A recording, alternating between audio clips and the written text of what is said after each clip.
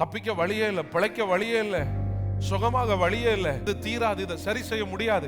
உங்க வாயிலிருந்து அந்த வார்த்தை வரக்கூடாது. ஒரு இடத்துக்கு நீங்க போறீங்க, போய் சேர வேண்டிய அட்ரஸ் எங்க இருக்குன்னு உங்களுக்கு தெரியல. என்ன பண்ணுவீங்க? யாரையாவது கேட்பீங்க, விசாரிப்பீங்க, போனை போடுவீங்க, லைவ் லொகேஷனை ஷேர் பண்ணுன்னு சொல்லுவீங்க. என்னென்ன முயற்சி எடுக்கிறோம்.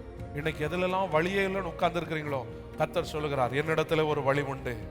இந்த வழியை நீ அறிந்து கொள்ள வேண்டுமானால் நீ என்னிடத்துல கேட்க வேண்டும். இந்த பிரச்சனையிலிருந்து எப்படி வெளியே வரது, இந்த காரியத்தை எப்படி ஜெயமாய் முடிப்பது, ஆண்டவரே எனக்கு தெரியல, எனக்கு சொல்லிக் கொடுங்க. நீ தேவனிடத்துல கேட்க வேண்டும். யார் யார் வாசலையோ ஏறி இறங்கி யார் யாரோ உனக்காக பேசுவார்களா மாட்டார்களா என்று சொல்லி ஏக்கத்தோடு நீ காணப்படுகிறாயோ, கர்த்தர் சொல்லுகிறார், நீ என்கிட்ட கேளு. நானே உன்னை உண்டாக்கினவர், நானே உன்னை தாயின் கருவில உருவாக்கினவர். உன்னை உருவாக்கின தெய்வத்தினத்தில் கேட்பாயானால் எல்லா வாசலும் அடைப்பட்டாலும் உனக்காக ஒரு வாசலை கர்த்தர் திறந்து வைத்திருக்கிறார்.